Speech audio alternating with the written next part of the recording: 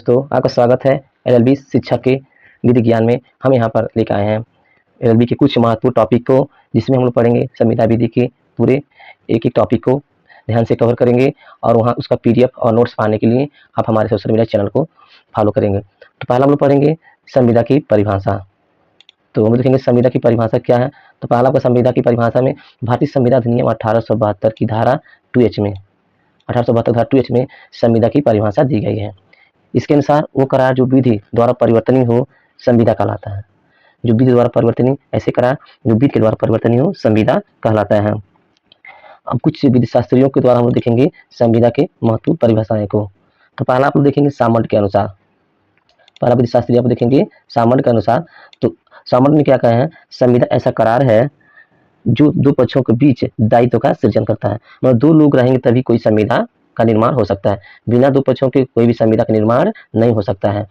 फिर पोलक एवं मुल्ला के अनुसार हम देखेंगे तो पोलक और मुल्ला के द्वारा कहा गया है ऐसा संविदा प्रत्येक करार या वचन द्वारा विधि द्वारा परिवर्तनीय संविदा कहलाता है। मतलब प्रत्येक करार या वचन जो विधि द्वारा परिवर्तनीय हो संविदा कहलाता है।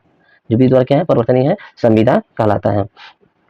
उसके बाद हम लोग यहाँ पर देखेंगे कि संविदा के टर्म एंड कंडीशन के बारे में हम लोग पढ़ेंगे कि संविदा की कुछ महत्वपूर्ण बातें हैं जो होना आवश्यक है। तो पहला बातें है दो पक्षों के बीच करार हुआ हो। संविदा के लिए क्या है, दो पक्षों के बीच करार हुआ है। तो यहाँ पर कोई भी संविदा के निर्माण के लिए दो पक्षों का होना या करार होना क्या है, महत्वपूर्ण है। तो फिर हम लोग देखेंगे ऐसा करार जो विधि द्वारा परिवर्तनीय हो। कोई जरूरी नहीं, यहाँ पे दे दिया गया है कि सभी आपका करार जो विधि द्वारा परिवर्तनीय है, लेकिन कुछ ऐसे करार हैं जो जिसमें आपको विधि द्वारा परिवर्तनीय होना आवश्यक नहीं है। जैसे एक मित्र द्वारा दूसरे मित्र को भोजन पर आमंत्रित करना तथा चलचित्र देखने के लिए आग्रह करना। तो यहाँ पे जो करार दिया गया है नैतिक दृष्टि से परिवर्तनीय हो सकता है, लेकिन विधि दृष्टि से आपका परिवर्तनीय नहीं होगा। तो यहाँ दोनों के मित्रों के बीच जो भी करार होता है वो आपका संविदा नहीं कहलाता, क्योंकि वहाँ पर नैतिक परिवर्तन हो रहा है, न कि विधि परिवर्तन। इस यहाँ पर किया गया करार आपका। उसके बाद हम पढ़ेंगे संविदा के आवश्यक तत्व को। संविदा का हम लोग आवश्यक तत्व को पढ़ेंगे कि संविदा के लिए कुछ आवश्यक तत्व का होना महत्वपूर्ण है। तो इसका संविदा के आवश्यक तत्वों के धारा 10 के अनुसार दिया गया है कि संविदा में करार का होना आवश्यक है। जैसे प्रत्येक संविदा करार होती है, अतः यह स्वतः स्पष्ट है कि संविदा के लिए करार का होना आवश्यक है। करार प्रस्थापना और प्रतिग्रहण से मिलकर बनता है। करार जो होता है प्रस्थापना और प्रतिग्रहण से मिलकर बनता है। अंततः करार दो पक्षकारों के बीच होता है। अंततः संविदा में दो पक्षकारों का होना भी उचित है। अगर दो पक्षकार नहीं होते हैं तो संविदा वहां पर नहीं होता है। उसके बाद पक्षकारों का सक्षम होना। अगर दोनों पक्षकार क्या है एक दूसरे से सक्षम नहीं है तो वहां भी आपका संविदा नहीं हो सकता है। संविदा के लिए पक्षकारों का सक्षम होना आवश्यक है। सक्षमता से अभिप्राय है कि पक्षकार का वयस्क होना, वे स्वशिक्षित हो एवं संविदा करने के लिए किसी भी विधि के अधीन डिस्क्वालीफाई न हो। और किसी भी संविदा किसी भी विधि के अधीन वो डिस्क्वालीफाई हो तो संविदा नहीं हो सकता। पहले उसको स्वशिक्षित का हो, वयस्क हो, स्वशिक्षित का हो, माइनर ना हो। और दूसरा आपका किसी भी संविदा करने के लिए वो डिस्क्वालीफाई ना हो। यदि इसमें से कोई भी आपका इसमें रहेंगे तो संविदा आपका नहीं हो सकता है। दूसरा हम लोग देखेंगे ये सबका क्या था, आपका करार का होना। तो इसमें आपका पक्षकारों को सक्षम होने में से दिया था। तीसरा हम लोग पढ़ेंगे स्वतंत्र सहमत का होना। संविदा के लिए आपका स्वतंत्र सहमत होना। पहला है प्रतिपिंडन। प्रतिपिंडन आपका है। दूसरा दिया असमय का असर। कोई भी संविदा समय से होना जरूरी है। तीसरा दिया आपका कपट है। कोई भी दो पक्षों के बीच अगर संविदा हो रहा है तो उसमें कपट, किसी भी प्रकार का कपट नहीं होना चाहिए, धोखा नहीं होना चाहिए, छल नहीं होना चाहिए। अगर संविदा दो पक्षकारों के बीच है, कोई भी एक पक्षकार अगर छल कर रहा है या कपट कर रहा है तो संविदा क्या होगा, वैलिड नहीं रहेगा। ठीक है, तो वहां पर संविधानों के दो पक्षकारों के बीच क्या है, सहमति और विश्वास होना जरूरी है। उसके बाद यह दुर्व्यपदेशन। उन दोनों पक्षों के बीच क्या है, किसी भी प्रकार का ऐसा व्यवहार नहीं करना चाहिए जिससे संविदा क्या हो, वैलिड ना हो। उसको तो यहाँ पर और हम लोग पढ़ेंगे संविदा के कुछ वाद पढ़ेंगे कि संविदा के लिए महत्वपूर्ण वाद क्या है।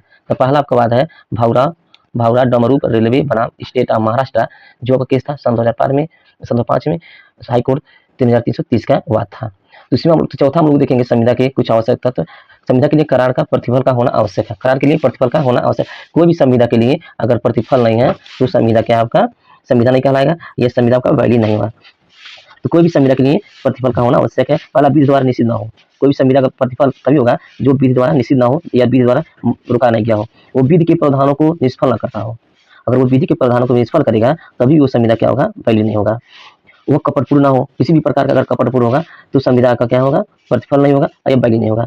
वो शरीर या संपत्ति को क्षति न पहुंचाता हो। यदि कोई संविदा शरीर या संपत्ति को क्षति पहुंचाता है तो भी संविदा क्या आपका है, वैलिड नहीं होगा। वो लोक नीति के विरुद्ध ना हो। अगर वो संविदा लोक नीति के विरुद्ध होगा, कोई भी लोग अगर 2 लोगों को या कई लोगों का अगर क्षत पहुँचाएगा, तो संविदा आपका वैलिड नहीं होगा या वो संविदा आपका हो नहीं सकता, ठीक है? तो संविदा होने के लिए क्या है, कुछ महत्वपूर्ण बातें हैं जो वो होना ज़रूरी है और खासकर प्रतिफल तो होना पर क्या है, बहुत ज़्यादा आवश्यक है। उसके बाद संविदा को लिखित और अनप्रमाणित होना। कोई भी संविदा अगर हो रहा है 2 पक्षों के बीच में, तो लिखित और अनप्रमाणित होना बहुत ज़रूरी है। जहाँ की संविदा का भारत में प्रवृत्त किसी विधि द्वारा लिखित या अनप्रमाणित प्रमाणित होना अपेक्षित है।